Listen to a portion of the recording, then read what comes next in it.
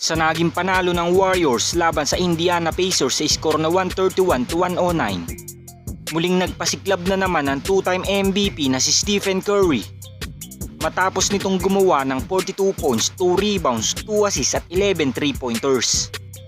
Sa naging game na ito ay maagang naging kontrolado ng Golden State Warriors ang game na ito dahil 6 3-point shot lang naman ang ginawa ng two-time MVP pang mapalobo sa 12 ang kalamangan ng Dub Nation. At hindi rin nagtagal ay naging maganda na rin ang contribution ng kanilang mga role players.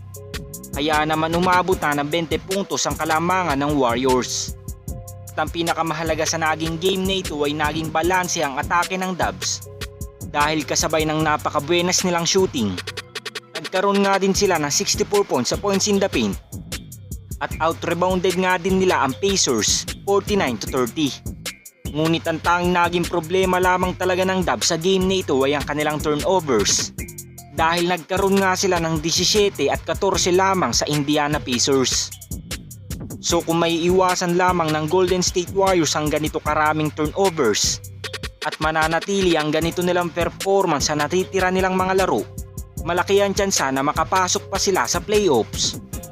Dahil napakadelikado pa nga din ng kanilang team kahit hindi sila nagsagawa ng pagbabago sa kanilang lineup. At ito na rin siguro ang dahilan kung bakit hindi naging aktibo ang Golden State Warriors sa trade deadline. Dahil naipapakita pa nga rin nila na kaya nilang manalo ng walang legit center. At napatunayan na rin naman nila ito ng ilang taon. Kaya naman susubaybayan natin na magiging daan ng Golden State Warriors hanggang sa pagtatapos ng season ito. Samantala sa walang pagbabagong ginawa ng Warriors sa kanilang lineup ngayong trade deadline, palaisipan pa rin sa mga fans at mga executive kung bakit naging tahimik ang Warriors dahil napakalaki talaga ng tsansa na makagawa sila ng pagbabago sa kanilang team.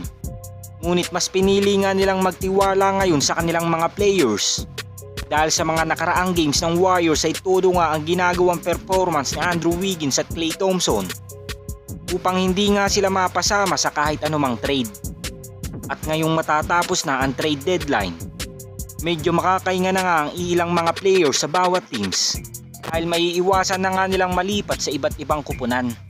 Ganun pa man ngayong nag-stick ang Warriors sa kanilang lineup, meron pang pagkakataon ng Warriors na gumawa ng pagbabago sa kanilang team dahil sa oras na mag-wave ang iilang mga team sa kanilang mga players. Pwedeng kumuha ng sentro ang Warriors sa buyout market. At patungkol sa sentrong pinoproblema ng Dubs sa season ito, naibalita na ni Adrian Wojnarowski ng ESPN na interesado ang Golden State Warriors sa stretch big man na si Kelly Olynyk. As of now ay kasalukuyang itong naitrade sa team ng Toronto Raptors. At sa team nga na ito ay meron na nga silang mga legit center. Kaya naman inaasahang mawe-wave din lang si Kelly Olynyk sa buyout market.